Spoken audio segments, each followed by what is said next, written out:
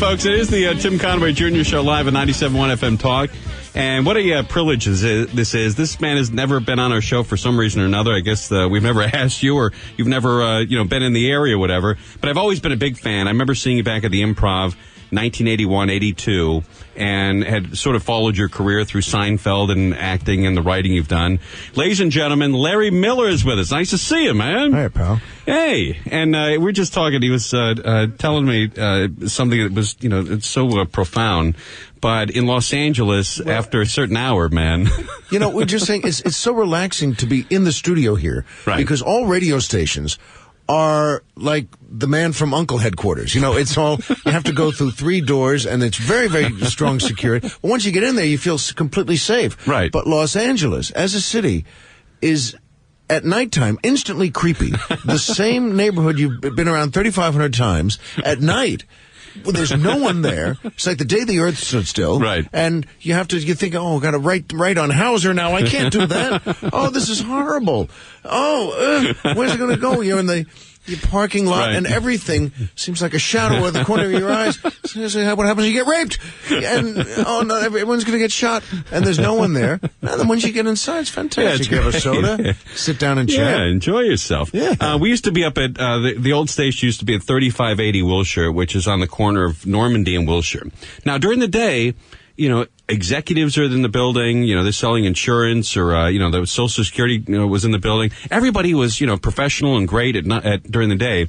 Boom. As soon as that sun goes down, lunatics show up. I don't know where they come from, but I remember doing the show at 11 o'clock, and I only lived 2 blocks away.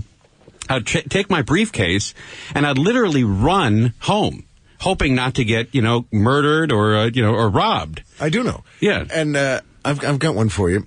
I was in a movie called The Final Season, which is a true story. It's a baseball movie. It was shot outside Cedar Rapids in Iowa in a town called Norway, and it was beautiful. I was there for a month. This is 2 years ago, and it's really, really so shatteringly American. And I mean, there's a town of 500. A train goes by in the background. Great Northern and Western with names on it that sound like you can't see things like this, and the sun and the corn, real corn, right. And the baseball, it's all real. Right. And it was so moving. It was really such a Norman Rockwell area. But when the sun went down, it instantly became horrifying. If there was a day whose shooting was going late, and by the way, I was working with actors you would also know, people would know a second if they saw him, Dayton Callie, who became a good friend, who was in Deadwood, and Marshall Bell has been in 1,000 things. People you'd know. One guy like me, the character actors. Right. And by the way, I define character actor as anyone in the movie not kissing Renee Zellweger. So that's a clue to people. If you're in a movie, if it comes up and you're there for the first 2 or 3 weeks and you're not kissing right. her character, you're a character actor. So you should just go in the trailer and say, "How do you like that? I'm a character actor." Right. Yeah. But we would be in the same. It was a great time, and we'd stay at the hotel, and we would drive back and forth. We had rental cars, and if the sun went down, though, right, the 3 of us, 3 grown men. People in Westerns, again, like Deadwood, tough guys. Right. Really. But everyone was saying, just go faster, because the corn was up against the road, and you really thought it was going to part, and kids with their arms held out were going to walk through it. Every house looked like the Clutter House, if it's like 200 yards off the road. It just really, like during the day, you guys would walk through the corn and think nothing of it. The next day, again, it just almost fills your eyes with tears, because it's so moving, because it's the heartland, the farmland, and again, the trains go by with the school, and there's the high school, the 500 people, right. And the church thing with the this, but that sun went down, you said, oh man, this is not okay, and it's 30 miles from Cedar Rapids on a road without lights. No, this is not right. We got to get out of here. It's like being in a foreign country when the sun goes down. No, it was like being on Outland, like with Sean Connery, like some moon of Jupiter. But it's sort of like, and again, Larry Miller's with us. It's sort of like your backyard. If you have a backyard during the day, you'll do anything in it. You walk around your backyard, you enjoy yourself. It doesn't matter what noises you hear, whatever. But at night, you won't step outside into your backyard because you hear something and it flips you out. By the way, there's the old pioneer spirit, huh? Well, look how rugged we are. Your own backyard. And it's the truth, though. But it reminds you of being a child. Remember, I bet you did this. Well, I also did this, but when I was a kid and I was scared at home, I would leave the TV on because I knew somebody was talking, or I'd stay up until the sun came up, and then as soon as the sun came up, you were clear. And it's so funny. That's how you wind up being a performer and living a creative life. You do the dumbest things right. in retrospect that you didn't have to do that. Regular people don't do that. Right. Don't turn on the TV and stay up all night. So your parents come home and say, what's wrong with them? Maybe military school would be good. By the way, I have a manager and a publicist listening right now, and we haven't said this yet, so I just want to say it for them, because they're right, and we should do this. I'm going to be at the Improv Thursday night. It's one show, 8 o'clock, and so I want to make sure I mention that so we can... Yeah, 8 o'clock, the Improv on Melrose. Yes, the original Improv. That's exactly correct. And now let's go back to... All right, so 8 o'clock on Thursday, and who is... you do an hour and a half or so? 2 hours? No, that'll be about... Listen, if Larry does less than 3 hours on Thursday, you get ripped off. I've seen him perform. He does 3 great hours. 2 laughs, by the way, but 3 great hours. Very pleasant, other than that. It's not actual laughter. Right. No, it would actually just be about 45 minutes to 1 hour Thursday night. Excellent. But I'm pretty malleable, whatever they like. Because I love stand-up. Again, I mentioned this before we started getting on the air. I love acting and writing, and I love it very much. But I hadn't been a real comic for years. And I have other friends. I was never trying to get out of it, but it finally hit me. I have a book out now called Spoiled Rotten America that every word I wrote, every script, you say to yourself, well, these things feel as if they could be said out loud. Right. I wonder if there were a form in show business where I could write things and speak them out loud. Yeah, I wonder where that would be. When people could be facing the same direction. Right. I wonder what that could be. Yeah. And I found and crowded into tables where if there was ever a fire, everybody would die. That's right. We used to call those in some of the clubs that we started out, we used to call them the dental chart seats. Because in case of a fire, the only way they'd be able to recognize those people is from their dental charts. Because it'd be like flash paper. Some of those clubs would go up just... Yeah, no, exactly. I don't know how, and to try to be, and I'm not talking about just the Improv, but all of these clubs, if you're sitting in a seat, we go, oh, Christ, I got to take a leak. It's, pardon me, to 17 guys, and really rude to the comic who's up there. Oh, sure. And by the way, they used to have, it's so funny, because obviously New York is different from California. Every state is different from every state. But also the way people live they used to have fire inspectors come into the clubs in New York with the purple face and the hat on with the badge on it. Right. Not the uniform on. While you're performing? With the badge. No, into the outer area of the club. Oh, right. And, right. Giant red face and the hat tipped back, kind of to the side. Right. Yeah, I got to take a look for make sure the wiring. And they used to take them up on the side and go, oh, well, really? It's good to see it because we want to make sure that, can we get a little taste so we can get a drink for Bill here? All right, look, I hate to hassle you guys. Hey, I got a couple of kids in school myself. Yeah, really? So, and then but they took care of, he'd have 10 guys under him. Right. So they all would get, and to me that never bothered me. But I think isn't that the way with every inspector on every level? Like when you're a restaurant inspector, don't you go in and you could find bugs in any restaurant? Of course. But the guy gives you a sandwich, he gives you a check, Well, the difference is, at least as I remember in these clubs in New York, they would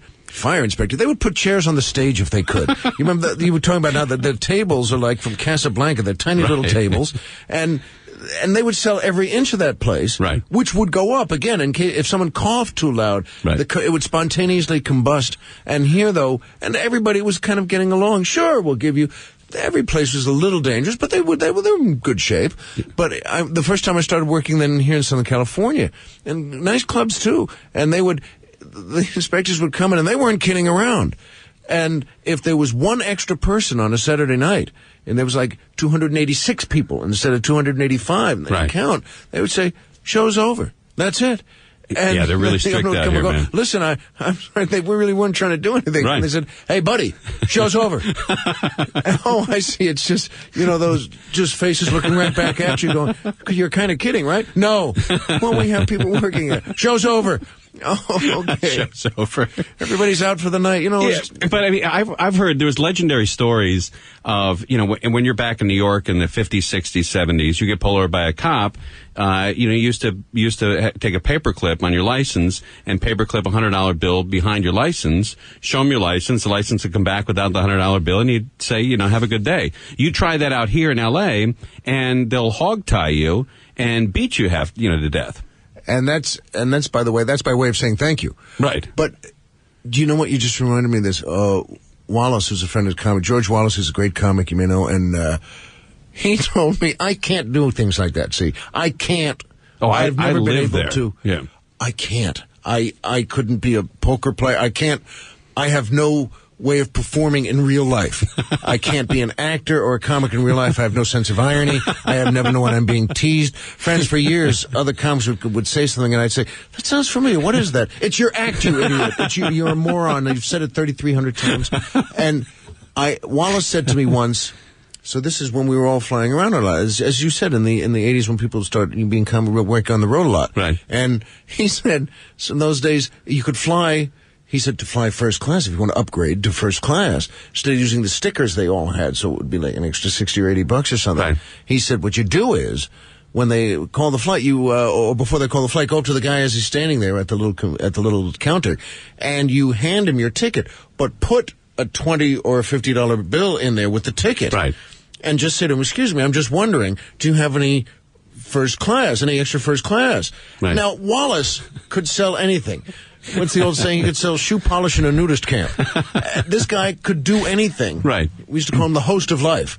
He's just exuberant. He can do anything. I can't. Right. And this idiot, I'm the idiot. He talked me into it. And one time on a road trip, I went up at Kennedy Airport, and I went up to the guy, and I'm really sweating bullets. I can't do this. And my eyes are not only staring off, but vibrating in tiny circles. Right. I just can't do it. And I handed the guy the ticket holder, and just as Wallace said, and I had a $50 bill just sticking up from it. And I just said, excuse me, I'm just wondering if you have any seats in first class or anything available. And he looked at it, and I don't know if it was the one guy or I'm just so bad at it. Right. He might have taken it from 100 other people before me, but he looked at me and said, is there money sticking out of that envelope, sir? And I said, oh, boy. And he just said, excuse me, if you're trying to give me that money to give you a seat, I think I just got over it last week. I mean, I just was so traumatized. I went back to Wallace. I said, you know something? I ought to kill you. I ought to strangle you right now. Well, but you know what? Larry Miller is with us, by the way. He's going to be at the Improv, 8 p.m. on this Thursday on Melrose there. I went to Santa Anita during Breeders' Cup. It was there about 4 years ago. And Breeders' Cup, there's 70,000 people there. So I pull up, and parking was $10. Valet parking was closed. And so I said to the guy, I said, hey, I'm going to park up front. I said to my friend, I'm going to park up front. He goes, how are you going to do it? I said, well, I'm going to slide this guy at 20. I'm going to drive by him. So I give him a 20, put him under my thumb, slide to him, and said, Merry Christmas, and kept driving. He goes, hey. I go, what? He goes, we don't do that here. I go, we don't do what here? He goes, you just gave me a 20 for parking. I said, sir, do you realize that you could be standing on the same square of cement where this move was born? That's where this move was born, at the racetrack. You might be standing where the first guy ever has done that. And you're saying we don't do that here? Get the Christ out of here. And I move on. But it also happened at Dodger Stadium. That was pretty good, by the way. Oh yeah. No, you got to really. So you can do this. Oh yeah, you have to do this. Well, I don't have to because I can't. Well, you could. I mean, you just the key is, and I learned this from my dad. Bribe and move, but never stick around. At Dodger Stadium, I met with Jack Silver, the program director. By the way, of the that's station. on the door of the police car in quotes. Right, that's the motto. Bribe and move. It's like when you're stuck in a conversation with somebody at a party, you don't know how to get out. Compliment and leave. That's the move. You got some funny ass there, and move on. Compliment and leave. But we were at Dodger Stadium. That's pretty good, too. Thank you very much. My dad taught me that as well. And I'm there with Jack Silver, the program director, and he's driving. And he's like you. He can't do this. He can't give a guy a 10 and move on. So he sees a guy there, and I said, slide him the 10, say Merry Christmas, and keep driving. Don't stop. So he gives him the 10, and he stops. Now, his boss is standing behind him about 20 feet. And Jack says to the parking attendant, he goes, "Is that enough?" And the kid goes, "Is that enough what?" He goes, "That 10 I gave you." And I go, "Jack, you're going to get this guy fired. Jesus Christ. You got to move on here. You just give the guy the money and move on. You don't turn around." Some people are like, he is like that, though. He can't do it. I've got one for you. Richie Tinkin was one of the owners of the comic strip and wound up also then managing Eddie Murphy for like 12, 15 years. They came into the comic strip in those first gigantic years. And Richie was always a great guy. And he went to Las Vegas and they're from New York, the old bar owners from New York. And he went to Las Vegas and he gave the guy $20. They went to see a show. And the guy at that time, so this would have been, I guess 83, 85 or something like that. He moved him right up front, right to the table up front. Right. Richie didn't want to sit up front, so we called the guy back, before they got their drinks and said, "Look, do me a favor." And he slipped him another 20. He said, "Could just not so far up. Could we sit a little further back?" He said, "Absolutely." So he takes him to the end of that first row of the long tables there. But there's still, it's right in the lights, right in front of everybody. Right. So Richie said he called him back a third time and gave him a 20 and said, "No, can we just get a little farther back?" And he just said, "Buddy, for 50, I can get you out of here." And I thought that was so great. Yeah, that's where that move was born, Vegas. I guess so. You can throw money at anything in Vegas. But I don't have that gear. I think I could act it. I think I could be in a part in right. it. Yeah. So again, it's like actors. You can be a lawyer or a doctor as an actor. Well, see, I don't understand these things. Right. But life is all about, throwing money at a problem or juice, Like, what is Gina, what is the resort where you have little beads? Is it Sandals, where you pay for everything with little beads? Yeah, that's Sandals. Is it Sandals? Wait a minute. Is that right? I think that's Mardi Gras. Like hedonism? Yeah, like hedonism. Yeah, hedonism. Right. And I had a friend who went down to hedonism, and you pay like $1,000 or $2,000 a week, and they give you beads, and you pay for everything with a bead. You pay for a drink, your meal, you give them one bead, right? Oh. But you can't give them two because the beads don't mean anything to the employees. So he's stuck there for a week with no juice. He can't bribe anybody because money's no good there. You have no money. You just have stupid beads. So he was treated like everybody else for a week, and this is like a high-rolling guy. But that's why you need money. You need, to throw money at some problems. Again, there's some people who can do this and not do it. You can. Wallace can. Right. I can't do it. I can't roll past someone. I would be like Jack. Say, "Hi, is that okay?" And everyone around in the area would look at me saying, "What are you doing?" "Excuse me, sir. Is that $10? I just can't. All right, folks. Larry Miller is with us, and we promised the listeners we'd do this, so maybe Larry will chime in on this. But this is your last-ditch effort to make a pitch for either Obama, McCain, Proposition 8, Proposition 2, 3, 4, 5, whatever you're voting for tomorrow. Maybe you worked on a campaign, maybe you're just passionate about it. But your last-ditch effort before the voting starts tomorrow morning to make any kind of plea for us to vote your direction or the way you're voting. Here are the phone numbers. 520-9710. That's 520-9710. And 888-520-9710. Now, this election year, or 2 years, has been great for comedians. It really has. But as soon as you said 2 years, that's my whole point. I don't do political stuff because, first of all, I like everyone in the room to feel completely at home. As soon as the lights go down, right. I want everyone to say, "I'm part of this room and I like talking about these things." Right. And if you start alienating people. It's just not my way of performing. I don't like that. Plus, it's just amazing to me. I keep thinking, especially tonight, if we could only keep the campaign going, what about another 3.5 years? Because I'd like to actually blow my brains out. I think this is one of the reasons, frankly, it's gotten so angry and contentious. If you put anything in front of us as a country, the whole country, every single hour of every single day for all these years. Right.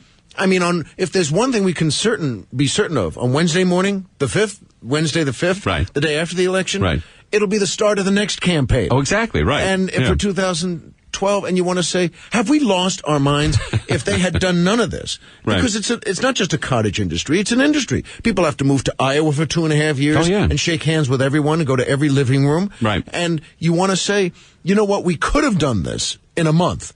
Exactly. We could have done this in a month if you have one guy, if you, it's so obvious. It's going to be 51-49 one way or the other because it always is. Right. And if you feel more comfortable a little left of center, you'll vote for one guy. If you feel a little more comfortable right of center, you'll vote for the other guy. And you know what? That's it.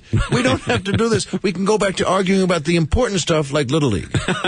Right. Really hating us over something important. Well, I mean, here's a perfect example of how we get too caught up in this.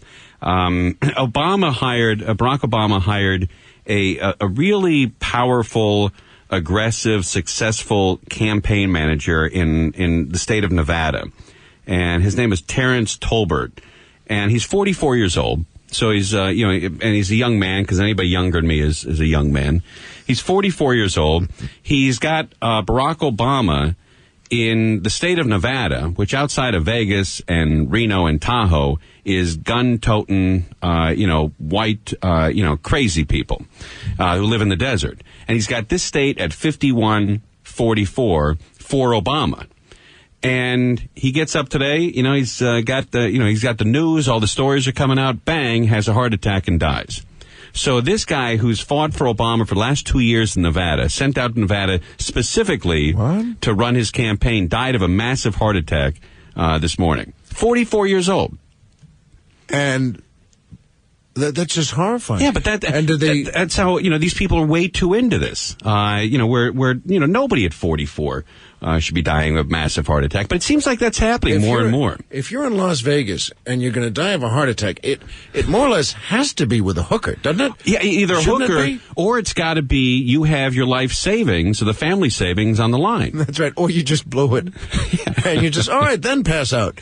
But not because, look, because you're working on a campaign. Again, I've had it. I think I left seriously 5 months ago or a year and a half ago. I just can't take it. Every time you turn on the news, I can't do it. If the election were held today, and I always want to say, but it's not. It's not being held today. What's wrong with you? Right. It's not, I don't care. If it were held today, well, sure, and if this classic thing, and if pigs could fly. Right. But it's not held today. Yeah. But it is going to be held tomorrow, but tomorrow will be today. And then Wednesday we can say, if the election were held yesterday, right. I've just had it. But anyway, maybe people want to call in. All right, here are the phone numbers. Again, if you want to, you're pro-8, you're anti-8, you're pro-gay marriage, or anti-gay marriage.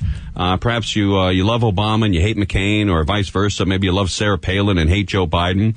Your last-ditch effort to try to convince us to vote the way you are voting. Here are the phone numbers: 520-9710. That's our main number here in Southern California, 520-9710, and 888-520-9710. Now, if Barack Obama, or when Barack Obama becomes president, I think he's got a lock on this. I mean, every single poll for the last, since the Republican convention, about a week after that, every single poll has him up. In California, he's up by 27 points in one poll. 27 points in one poll, which would be the biggest landslide in perhaps the history of California. But if Barack Obama gets in there, it's going to be very difficult for a lot of these late-night, talk shows, like Letterman and Leno and, Colbert and whoever else is on Comedy Central, to do material on Barack Obama. They haven't been able to find any material. You know something? But that's why I don't do it. I think there'll always be comedy. There's always something to be funny on. I really think people have gotten too wrapped up in it. And to me, the funny part of, if there's anything funny about politics, it's the thing that everyone feels the same. For instance, and to me, I wrote something about the economy, because after these guys, after the banks exploded, I had no idea what they were talking about. I realized I have no idea what economics is. Right. When they explain it, and they're both running away from it. Both sides were just running away, and no one's going to stand up and say, here's what happened, because we're very forgiving people. I'll forgive someone if they say, well, we did this and this is wrong. Right. But no one would do that. And the only way I could make sense of it was this. And here's my explanation. The only way I can make sense of this. I would like a Ferrari. Right. I cannot afford a Ferrari. Therefore, I won't get one. Now, I know that people out there hearing that saying, whoa, wait a minute, that's crazy talk, Larry.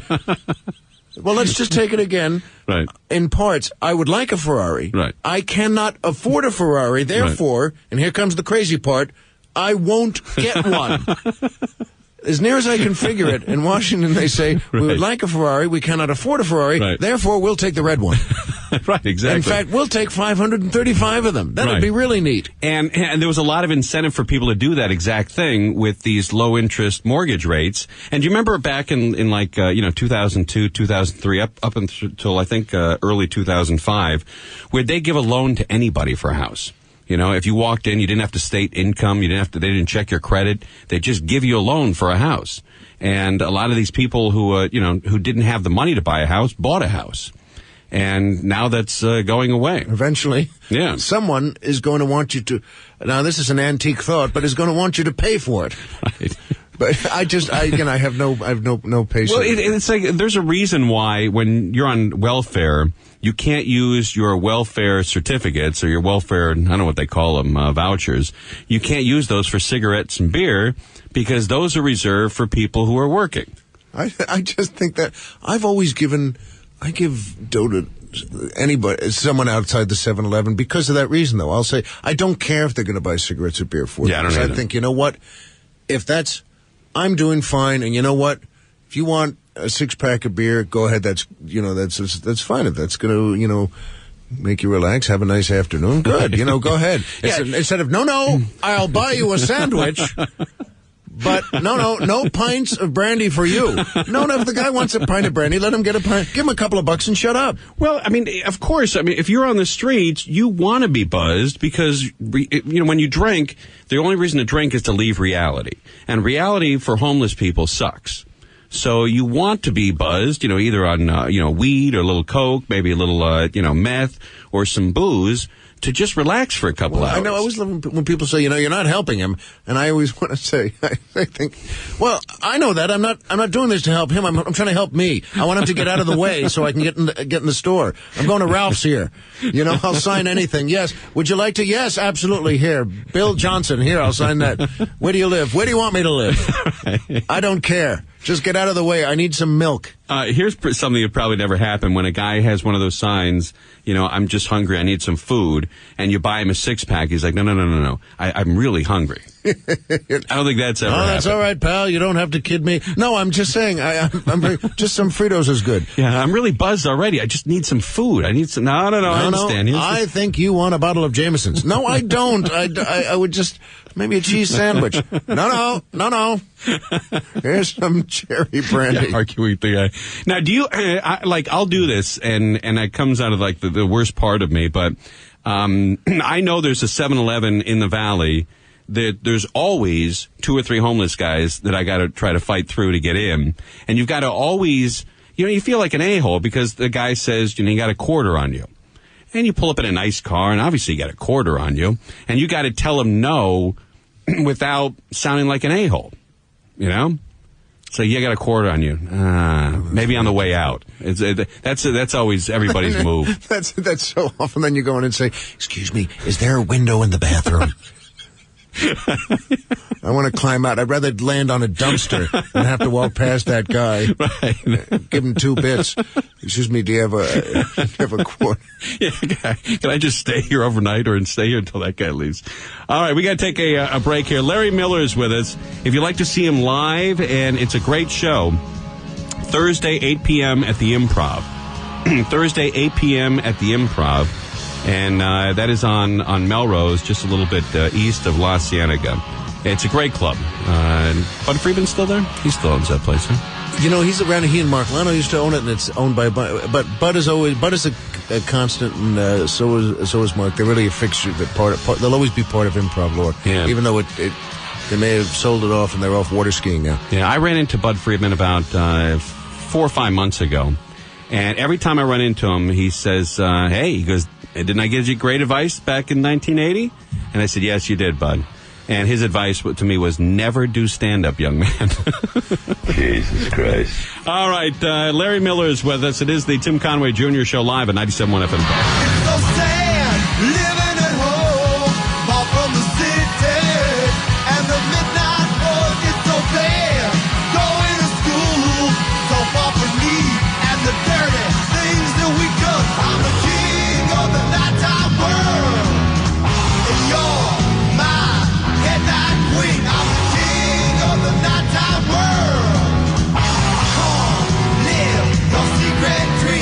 97.1 FM Talk.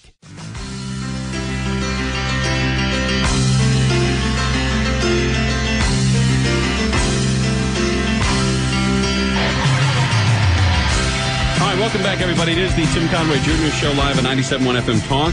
And Larry Miller is with us. Always nice to see you. And I've been a big fan for a long, long time. And I can't say that about a lot of comics, but I remember seeing you in the 80s, 90s in the Improv, and then you took a little break for a while in movies, writing, and then back to stand-up now. That's right. Look and, at you. By the way, I'm also in something that it's worth mentioning. Just opened up Friday called The Other End of the Line, and it's playing all over the country, but not at a theater near you. Right. This is in select theaters. They all have their own euphemism. That means it's about 300 theaters around the country, but so it's like 3 or 4 in the area here. Right. You got to drive. But it was great. It was shot in India. It was great to be there for a month. Excellent. Hey, we were talking about homeless guys during the break, and I ran into a homeless guy who was on La Brea and San Vicente. And man, this guy at the Arco had some spirit. He was happy, asked for a couple bucks. I was initially hesitant, and I gave him a couple bucks. He said he's working at May Company. He's trying to get, he had a couple of jokes he laid on me. I mean, this guy was on the streets and still had a better spirit and a better outlook and a more positive attitude than I did. That's why I was just telling Tim in the break, and I didn't tell him these two because it came to mind about someone having spirit. There were 2 times I got the biggest kick out of this. One was a guy jumped in front of me. Yeah, and he was almost all raggy and a little crazy. And he jumped in front on the sidewalk and just, with a big smile, said, "Hey, you don't have to be a Rockefeller to help a fella." And I looked at him and I said, "You know what? That is a great show." And I gave him whatever I had, like 10, 20 bucks or something. And I said, "That's a great line. Right. Good for you. That's his act." Right. And there was one other guy. I thought that was terrific. And then there was another guy on an exit ramp with plenty of place to pull over off of the 101 or some, it was the 101. And he had a sign that said, "I absolutely need $350,000 before 4 o'clock today." And it said on the sign, and I thought that was so witty, picking those numbers. Right. I need $350,000 by 4 o'clock today. Right. You know what? I thought, and I pulled the same thing. I pulled over, I gave him whatever I had. I said, "That is so funny." Yeah, that's great. I saw a guy the other day that said, I asked him how old he was. He was on the off-ramp of Tampa and Ventura. And I said, "How old are you?" And he says, "I'm 34. I said, "All right, your sign says you're a Vietnam vet. Have you looked up any of the American history?" He says, "No, but this sign works for a lot of guys." You know what? By the way, that's actually a cool answer. Because you know what? You want to say, "Yeah, I'm not sure the Ho Chi Minh Trail was kind of closed by the time, your father was in junior high." It was all wrapped up. It was kind of about, that was about it. But that's a very honest answer. Yeah, that's the same thing. If someone's funny, well, it's like us. If you have an act, you have an ability. That's why I dug those lines so much. Hey, you don't have to be a Rockefeller to help a fella. By the way, I hope I'm saying that on the air now. I haven't ruined that guy's act. Now there's going to be 50 other guys. "Hey, that's my line." Yeah, it's like, how sometimes you accuse, people accuse comics of stealing their jokes. It'll be now that way in the homeless world. It's like, "Hey, wait a minute, that's my line." He goes, No, I heard Larry Miller talk about There'll be 10 guys in a row with signs. "I need $300,000. I need $200,000. I need $1 million before 3 o'clock. All right, go see Larry Miller Thursday, 8 p.m. at the Improv. And you may want to get there early because, if Larry's up on stage, there's a lot of fans. And he's going to sell out. So get there around noon at the Improv. In fact, you know what? You're late now. Yeah. But great food there, too. They still have good food there? They do. Yeah, I like that food there. They always, you know what? I like bar food, club food. Even, by the way, I've been in a bunch of movies, and even on the ones that said, where people said, "Oh, the catering's no good here if you're on location," or something, like in New Mexico. "Oh, it's a bad caterer." And I always thought, "Gee, I thought it was pretty good." I know, in the same way. It's all free. It's giant mountains of food. Right. Well, it's like when I take a cup of coffee out here, they make coffee at odd times at night, and I'll take a cup of coffee and I'll drink it, and the guy next to me will take a sip and goes, "Oh, dude, was this made, Friday of last week?" I'm like, "I don't know. I don't know whether it's made Friday of last week or it made 3 minutes ago. I don't have the taste buds to tell that." It's like guys with wine, too. It's like, "Oh, I know where this comes from." You know what? I've never, and I have, by the way, one of the publicists is a friend, Hanson, is listening to this now, and he always gets me, for my birthday, he gets a beautiful bottle of whiskey, like a great bottle of Scotch, whatever he's going to, and And you know what? I don't have the taste. Or like wine. I like right up the middle stuff. Right. You know, if a bottle of $11 wine is terrific to me. My wife can tell the difference. Right. Well, the program director here, Jack Silver, gives everybody a bottle of wine. I think he gets it for free. But he gets everybody a bottle of wine for Christmas. And I've said to him occasionally, I said, Jack, we've known each other for 12 years or so. Have you ever seen me drink wine or heard me talk about wine? Can't we all just get a bong? He says, no. I said, I haven't had a glass of wine since I was 15, because that was the first alcohol that I got drunk on. Oh, and they always say the one you get sick on first you don't like? I got wiped out on it, and so I haven't had a glass of wine since I was 15. That was true for me through my 20s. But like at 30, I said, I can drink that. Right. You know, whatever it was. In fact, it was scotch. Right, you're right back on It was it. J&B scotch. I thought, I can't drink scotch because I threw up everything in my body on it. Right. But then, by around 32, you think, it's okay. I can drink that too. All right, let's take some phone calls here. If you want us to vote the way you're voting on these propositions or President and Vice President of the United States, 520-9710. Let's talk to Jennifer in Torrance. You're on 97.1 FM Talk. How are you? Hi, I'm good. All right. How are you? Good, thanks. Hi, Larry. Hi. Hi. I'm sorry, I'm nervous. That's all right.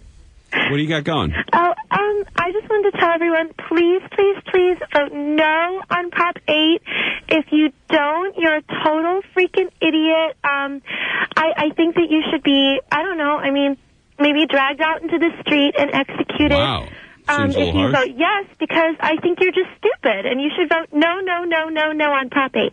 Okay, no on Prop 8. No on Prop 8. Jennifer, how old are you? I am 27. 27. All right, and what do you do for a living? I work at a store. Retail. Yeah. Okay. Have you ever worked in radio? No. You don't currently work in radio? I work at a store. Where's Gina Gred? She's not in the screener's booth? Gina? Where is she? I bought that. Gina? What? What are you doing? I don't know. You said call if you want to give a last-ditch effort, to I know, talk but about this your is- proposition. So I called. I know, did that's what you asked. a real low level, baby. You know what? That was really good. I Thank bought you. that. See, Mr. Miller appreciated it. I just wanted to voice my opinion, too, Yeah. God, it's But like the didn't you think I would, recognize your voice? Well, I'm a pretty good voice impersonator, Tim. I thought that I had that one locked and loaded. All right. That was this is my first time on the show. I was listening. I thought, wow, she had a little to it. It sounded like a person. Yeah. I don't know. Sometimes, Gina, you just listen. I adore you, but to sit there and try to BS us. Look, Tim, you said I call understand. in. I called in. I understand, but darling, I'm telling you, when it's that outrageous, just call, just put your mic on and tell us. You have to go to the other studio. I was just following orders. All right, but please, Jesus Christ Almighty. That, by the way, that was funny. almighty. I just remembered there was a slight pause before she said the word store. She said, well, I work in a store. And then come to think of it, hey, wait a minute. Yeah, you work at a store. How old are you? Beat 27. Really? Tim, what the hell is she thinking to fake call in? I don't know. I think she's nervous. It's going to pass. Jimmy in Highland Park, 97.1 FM Talk. How are you? Hey, Jimmy, what's up? Hey, dude. Hey, I just want to let you know that people that are on welfare, they could buy cigarettes and beer. What they do now is they give them like a little debit card instead of having them hassle to go cash their check or whatever. Yeah, but And I still think that it comes up as a no sale. I don't think you can go in with your welfare debit card and just buy cigarettes and beer. Yeah, you could. The lady in front of me was last week, matter of fact. She was there with her 3 kids. They were all dressed all like if they pulled the clothes out of the trash can, and she was all dressed all nice and stuff. And she had her stuff, and then she had her 6-pack after. Well, I'll take your word for it. Do you gamble at all, Larry?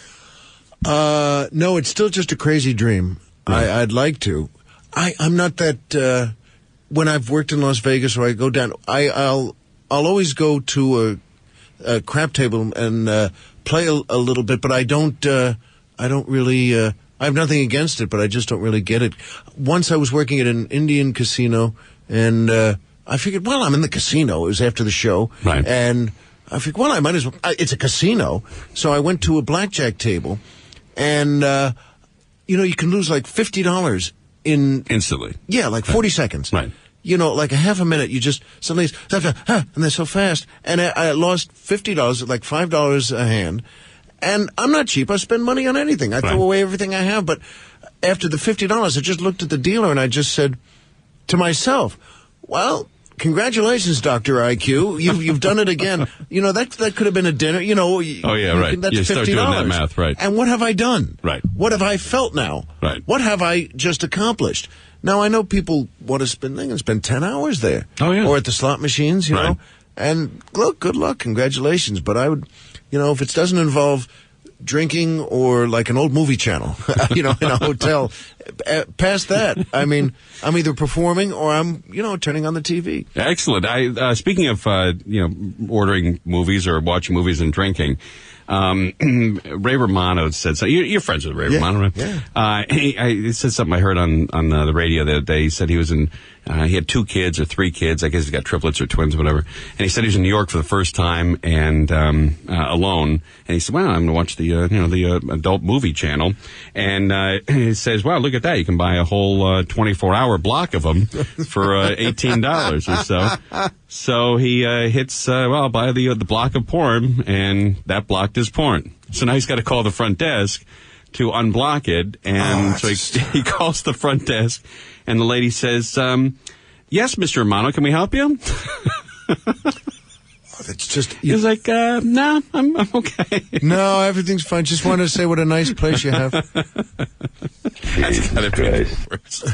Guys getting away for the first time ever, Actually, and by the way, it's in this book I have it that I wrote a story like that. Everyone has a story like that, especially comics, because we're on the road so much. Right. And by the way, the book is called Spoiled Rotten America. It's doing great, and it's out now in paperback. Excellent. But that I was in all alone, and I was a similar thing I wanted to put on, and I'm not a prude, by the way. I've seen plenty of porn, and plenty of magazines, everything. Everyone has. Right. And who wouldn't look at if you're walking past someone's desk and there's a naked woman you gotta in look. a magazine, Right. You'll say, oh, hiya, Bob, what's that? So, I mean, I'm not an idiot, so I put on this, I'm flipping around, and I just couldn't watch, another rerun of something. So I said, well, what the heck? I'm all alone. I'm here for one night. I turn on the thing. I pick, and it doesn't matter what the titles are. As you know, they're usually, by the way, very witty. There's some very witty titles, Right, with the point, yeah, right. And so I put one on, and the truth is, and again, I'm not an idiot. I'm like any other guy.